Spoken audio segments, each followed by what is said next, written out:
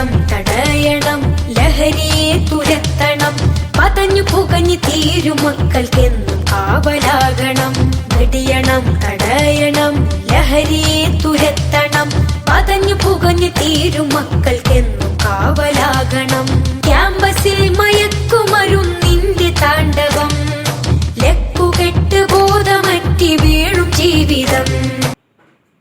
വാർത്താ മാധ്യമങ്ങളിലൂടെ നിരന്തരം കണ്ടുകൊണ്ടിരിക്കുന്ന ഒരു വിഷയമാണ് മദ്യവും മയക്കുമരുന്നും അതുപോലെയുള്ള ലഹരി വസ്തുക്കളുടെ വിഷയങ്ങളെക്കുറിച്ച്. ഒരു ദിവസവും പത്രമാധ്യമങ്ങളിൽ അല്ലെങ്കിൽ സോഷ്യൽ മീഡിയയിൽ ലഹരിയെക്കുറിച്ചോ കഞ്ചാവിനെക്കുറിച്ചോ മയക്കുമരുന്നിനെക്കുറിച്ചോ പ്രതിപാദിക്കാത്ത ഒരു ദിവസവും ഉണ്ടായിട്ടില്ല എന്നുള്ളത് എല്ലാവർക്കും അറിയും. ഞാനിത് പറയാൻ കാരണം, ഇന്ന് ജൂൺ 26 ഡ്രഗ്സ് ഡേ ആയി ആചരിക്കുന്നു. എന്ന് പറഞ്ഞാൽ ലഹരി വിരുദ്ധ ദിനമായിട്ടാണ് ഇന്ന് ആചരിക്കുന്നത്.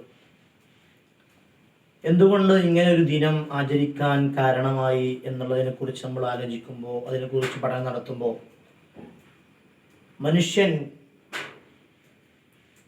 അവൻ്റെ ആരോഗ്യത്തെയും സമ്പത്തിനെയും നശിപ്പിച്ച് ലഹരിക്കും കഞ്ചാവിനും മറ്റുള്ള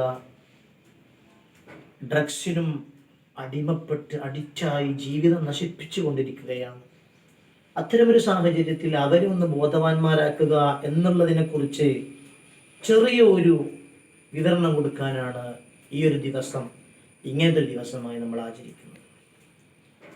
ഈ ദിവസത്തിലെങ്കിലും അതിനെക്കുറിച്ച് എല്ലാവരും ഒന്ന് പ്രതികരിക്കട്ടെ എന്ന് വിചാരിച്ചിട്ട് ഇന്നലെ നമ്മുടെ മഞ്ചേരിക്കടുത്ത് കുറച്ച് കഞ്ചാവ് പിടികൂടി നമ്മൾ കണ്ടു. കള്ളിനും കഞ്ചാവിനും മയക്കുമരുന്നും അടിമപ്പെട്ട് ജീവിക്കുന്ന ഒരു സമൂഹത്തിലാണ് നമ്മൾ ഇന്ന് ജീവിച്ചുകൊണ്ടിരിക്കുന്നത്. ഒരൊറ്റ നിമിഷത്തെ ആനന്ദത്തിന് വേണ്ടി ജീവിതകാലം മുഴുവനും കണ്ണീര് കുടിക്കുന്ന ഒരവസ്ഥയാണ് മനുഷ്യൻ വന്നുകൊണ്ടിരിക്കുന്നത്. 6ാം ക്ലാസ്സിൽ പഠിക്കുന്ന വിദ്യാർത്ഥികൾക്ക് പോലും, അല്ലെങ്കിൽ അതിന് നാളെയുള്ള വിദ്യാർത്ഥികൾ പോലും ലഹരിക്ക് അടിമകളാണ് എന്നുള്ളത് നമ്മളെല്ലാവരെയും ഞെട്ടിപ്പിക്കുന്ന ഒരു കാര്യമാണ്. പല രൂപത്തിലാണ് ഇന്ന് ലഹരി ഇവിടെ വിറ്റഴിച്ചു കൊണ്ടിരിക്കുന്നത്. സ്കൂൾ വിദ്യാർത്ഥികൾ ലക്ഷ്യം വെച്ചുകൊണ്ട് മിഠായികളുടെ രൂപത്തിലും അതുപോലെ പാനീയങ്ങളുടെ രൂപത്തിലും ലഹരികൾ ഇവിടെ വിറ്റഴിച്ചു കൊണ്ടിരിക്കുകയാണ്. വിദ്യാർത്ഥികൾ അങ്ങനെ ലഹരിക്കടിമപ്പെടുകയാണ്. ഒരു മിഠായി വാങ്ങിക്കടിക്കുമ്പോൾ കുട്ടി അറിയുന്നില്ല ഇത് ലഹരിയാണെന്ന്. പക്ഷേ ആ കുട്ടിയിൽ ആ മിഠായി ആകർഷിക്കുകയും ആ മിഠായി ഒരു തവണ വാങ്ങിക്കടിച്ച് ആ കുട്ടി അതിന് അഡിക്റ്റാവുകയും ചെയ്ത് അവസാനം അത് ലഹരിയിലേക്ക് എത്തിക്കുകയാണ്. കൂളും മറ്റുള്ള കാര്യങ്ങളും ഉപയോഗിക്കാത്തവർ ഇന്ന് കുറവാണ് വിദ്യാർത്ഥികൾക്കിടയിൽ.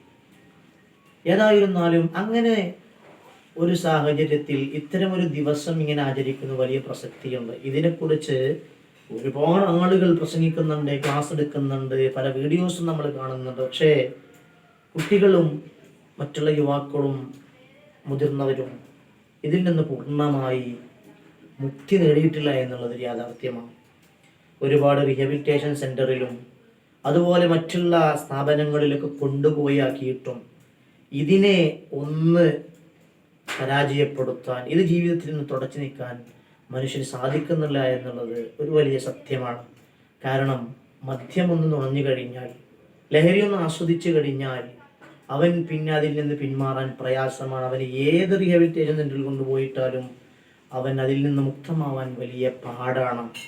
100ൽ 90% ആളുകൾ ഈ റീഹാബിലിറ്റേഷൻ സെൻ്ററിൽ പോയിട്ട് ശരിയാവാത്തവരാണ് എന്നുള്ളതാണ് സത്യമുള്ളത്. അഥവാ 100 ആൾ കൊണ്ടുപോകുന്നതിൽ 10 ആൾ മാത്രമാണ് അതിൽ നിന്നും പിന്മാറി ഒരു നല്ല ജീവിതത്തിലേക്ക് കടന്നു വരുന്നത്. ഏതായിരുന്നാലും ഞാൻ ചുരുക്കി പറയട്ടെ, മദ്യം എന്ന് പറയുന്നത് ഇസ്ലാം വിലക്കിയതാണ്. ഇസ്ലാം ഘട്ടം ഘട്ടമായിട്ടാണ് മദ്യവും മയക്കുമരുന്നും മറ്റുള്ള ലഹരി വസ്തുക്കളും ഹറാമാക്കിയത്. ഇന്നമൽ ഖംറു വൽ മൈസിറു വൽ അസ്ലാമു വൽ അൻസാബു റിജ്സുൻ മിൻ അമലി ശൈത്താൻ എന്നുള്ള ആയത്ത് നമ്മളെല്ലാവരും കേട്ടവരാണ്. മുത്തനബി പറഞ്ഞൊരു വാചകമുണ്ട്, അൽ ഖംറു ഉമ്മുൽ ഖബായിസ്, സകല തിന്മയുടെയും ഉമ്മയാണ്, മാതാവാണ് മദ്യമെന്ന് മുത്തനബി നമ്മെ പഠിപ്പിച്ചിട്ടുണ്ട്. എന്തൊരു വലിയ ഒരു സത്യമാണത്. കാരണം മദ്യം കഴിച്ചു കഴിഞ്ഞാൽ മനുഷ്യൻ എല്ലാം മറന്ന് മറ്റുള്ള പല തെറ്റുകളിലേക്കും മനുഷ്യൻ കൂടൊഴിഞ്ഞു പോകുന്നു, വിട്ടുപോകുന്നു, മനുഷ്യൻ പോകുന്നു എന്നുള്ളത് നമ്മളിന്ന് കാണുന്ന ഒരു കാഴ്ചയാണ്.